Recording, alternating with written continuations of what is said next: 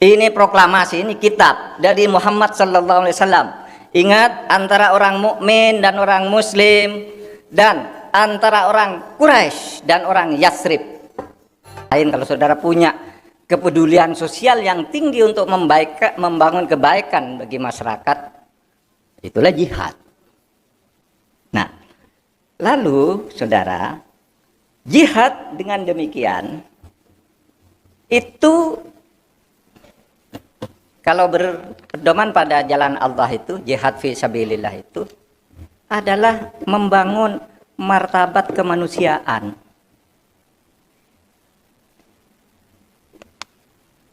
Oleh sebab itu, tauhid itu juga kan untuk membangun manusia bermartabat. Syariah juga sama. Intinya tuh martabat kemanusiaan kita jaga. Oleh sebab itu membangun kebaikan. Kalau di Indonesia itu Pancasila kan apa? Ketuhanan. Lalu ketuhanan itu digunakan untuk kemanusiaan yang adil dan beradab. Manusia. Jadi di situ ada kebersatuan antar umat manusia. Nah, kalau kemudian masuk ke Indonesia, lebih khusus lagi, Indonesia yang punya manusia-manusia yang beragam juga. Indonesia yang punya berbagai manusia dengan agama dan kepercayaan yang berbeda-beda. Itu juga manusia, itu manusia. Harus dihargai. Harus dilindungi hak asasinya, itu sebagai hukum yang universal. Ya. Melindungi hak asasi manusia. Sehingga kalau kita ya mau menjadi mujahid digital dan konsolidasi Infocom, coba mulai dari sini. Diarahkan kita semua ini. Tidak harus orang menjadi mujahid itu tidak harus alim, pintar ilmu agama ini, bisa baca Quran. Enggak, yang kebaikan-kebaikan itu diarahkan nanti dari Majelis Ulama. Topik kita hari ini bicarakan. Enggak usah pakai dalil-dalil, kalau enggak hafal malah salah.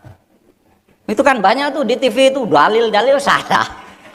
Akhirnya orang yang semula percaya jadi enggak percaya, orangnya enggak ngerti pada apa yang dibaca.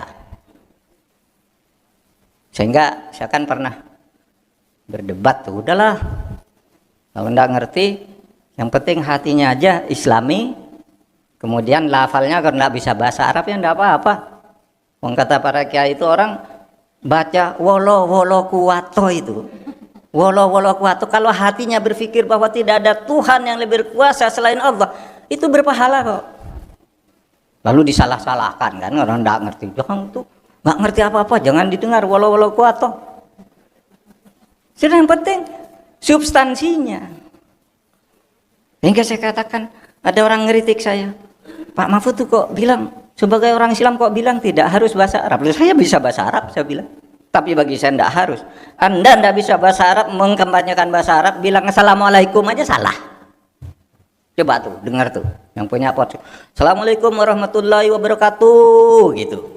Imahan ada, Anda mau ngeritik bahasa Arab, orang bilang wabarakatuh saja salah. Assalamualaikum warahmatullahi wabarakatuh, gitu. Coba dilihat nanti podcast yang tiap hari itu. Saya kira salahnya cuma sekali, tapi semua podcastnya salah. Kenapa maksa-maksakan bahasa Arab? Gitu. Yang penting substansinya itu digitalkan. Ini loh ajaran Islam yang bagus. Nah, pedomannya kalau di Indonesia itu adalah toleransi, kebersatuan dalam keberbedaan. Nggak usah lagi berpikir negara ini wah tidak sesuai dengan syariah. Siapa bilang? Saya dulu belajar hukum tata negara Islam yang pertama itu kepada pimpinannya Pak Syafiq Mugni, kepada Pak Azhar Basir dengan buku kecil.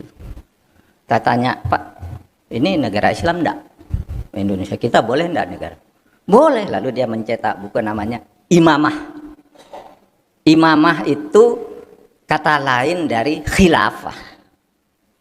kata lain dari imaroh. Jadi pemerintahan Islam itu namanya bukan hanya khilafah, yang Abu Bakar tuh sebut khilafah karena dia khalifah, tapi Umar bin Khattab disebut Amirul Mukminin, maka negaranya imaroh.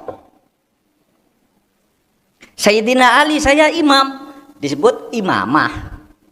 Wah, ini berdebat harus khalifah, dan nggak ngerti artinya khalifah, nggak ngerti artinya khilafah. Mau berdebat.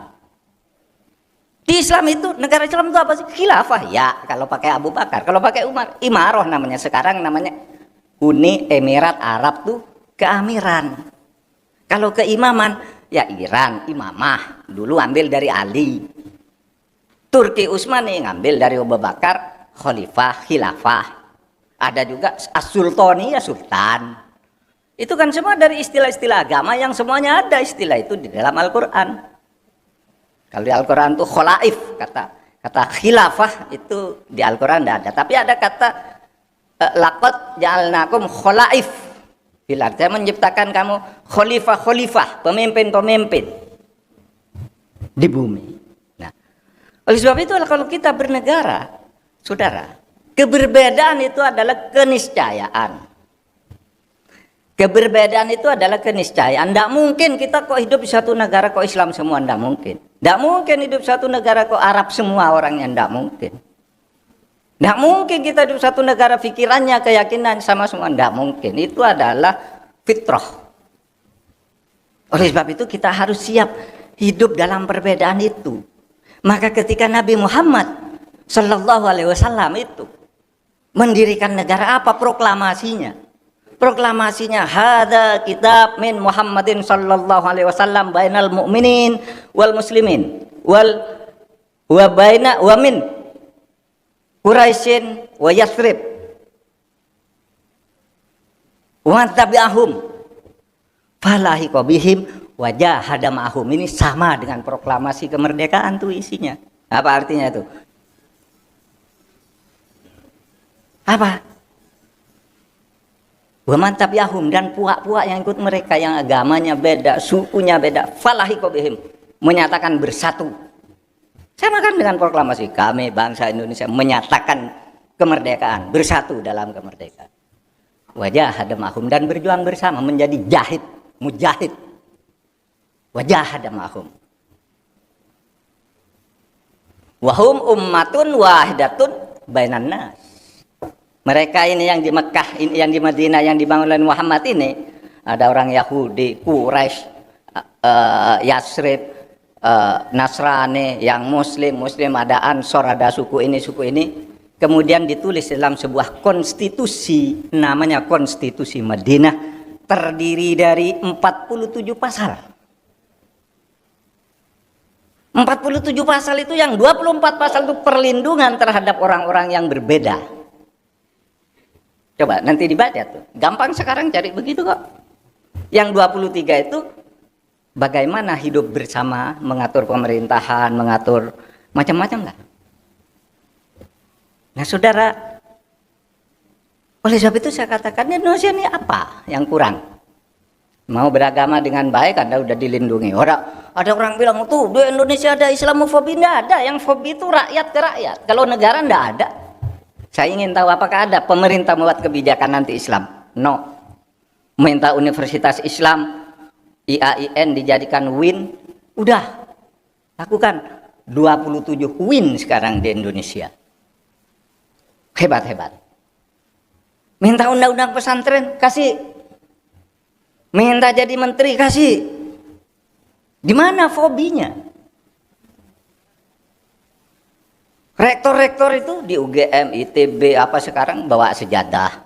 Di mana fobinya? Kalau malu, kalau fobi itu artinya tidak boleh. Begitu. Orang takut kalau ada begitu. Sekarang tidak ada yang takut. Sehingga kaum muslimin di dalam negara Pancasila sudah naik. Mengalami mobilitas sosial yang begitu hebat. Kiai kayak Khalil Nafis ini. Kalau sekarang, dulu di zaman Orde Baru itu, kalau kayak gini pergi ke Madura gitu naik mobil lek. Sekarang pakai pesawat dia. Nawar kelas 1 lagi. Saya minta bisnis, kalau ndak bisnis ndak berangkat. Bisa. Karena apa? Umat Islam itu tidak ditakuti dan tidak dimusuhi. Bahwa ada yang ditangkap. Ya memang begitu kelakuannya. Wah itu ada ustadz dikriminalisasi. Kamu ndak tahu ya, saya bilang. Ustadznya berapa? Disebut 1, 2, 3. Ada lagi? Nggak. Kamu tahu ndak?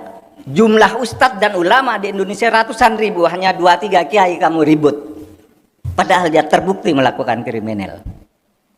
Kamu tahu ndak jumlah penghuni penjara hari ini 31 Agustus 2022 263.000 penghuni penjara. Berapa orang ustadznya? Berapa orang ulamanya? Ndak ada. Dari mana? Lalu ada kriminalisasi. Ratusan juta, ratusan ribu ustadz ulama sekarang bebas berdakwah kemana-mana, termasuk Anda mengadakan acara dakwah di hotel ini, boleh? Oleh sebab itu saudara, mari kita berislam dengan baik dan maju bersama Islam di negara kesatuan Republik Indonesia ini. Nah, saudara sekalian, itulah sebabnya saya diberi topik ya, bagaimana membangun mujahid yang membangun wasatiyah. Wasatiyah Islam itu Islam jalan tengah. Pak, mana ada Islam itu jalan tengah, Islam wasatiyah, Islam ya Islam, sama aja. Anda bilang mana ada Islam rahmatan lil alamin di Al-Quran? Nggak ada. Islam rahmatan lil alamin gitu, nggak ada. Yang ada wa ma arsalnaka illa rahmatan lil alamin. Nah, bahwa yang ikut Nabi itu Islam rahmatan lil alamin. Kata Islam rahmatan lil alamin sendiri kan buatan kita semua. Pak, nggak ada tuh Islam wasatiyah, yang ada Islam. Lah itu kamu bilang Islam kafah, di mana ada kata Islam kafah di Al-Qur'an dan hadis?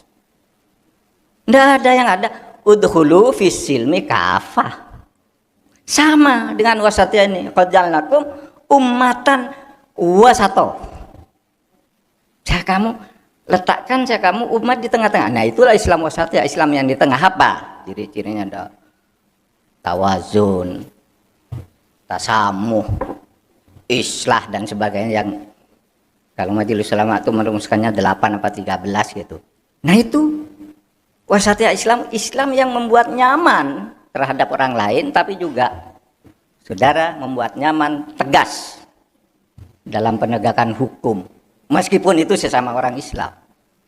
Kalau bikin kacau ya tegakkan hukum, karena Nabi pun dulu kan begitu. Kata Nabi, kalau negaramu ingin selamat, tidak seperti negara-negara zaman dulu, tegakkan keadilan, sehingga anakku pun kalau melanggar hukum saya potong kok tangannya. Kenapa Nabi? Karena kalau ketidakadilan dibiarkan, negara bisa hancur. Dan itu yang terjadi ketika Nabi masih hidup. Waktu itu, ya kan? Itali, Mesir, nah coba. Hancur-hancur gitu karena ketidakadilan. Maka kata Nabi, kalau ingin membangun negara itu bangunlah dengan keadilan.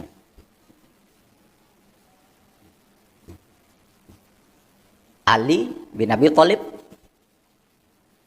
mengatakan begini kalau dalam bahasa sekarang, bukan hadis ya, tapi Ali bin Abi Thalib, tabaqqa ad-dawla al-adila wa in kanat kafiratan. Negara itu akan kuat, kokoh kalau diperintah dengan adil, meskipun penduduknya banyak yang kafir, pemimpinnya banyak yang kafir, asal adil, kokoh negara itu. Wa tafna ad-daulah adz-zalimah wa in kanat muslimatan. Adapun negara yang zalim, sewenang-wenang, korupsi, hukum tidak tegak, akan hancur meskipun rakyatnya rakyat Islam, pemimpinnya beragama Islam. Maaf, ini Sayyidina Ali ya. Hebat tuh Sayyidina Ali. Perspektif bagaimana cara membangun sebuah negara. Dan kita membangun negara kesatuan Republik Indonesia berdasar atas hukum, berdasar ketuhanan yang Maha Esa, di mana setiap agama boleh berkembang dengan baik, sehingga saudara juga boleh menjadi Islam yang baik, mujahid yang baik agar Islamnya baik.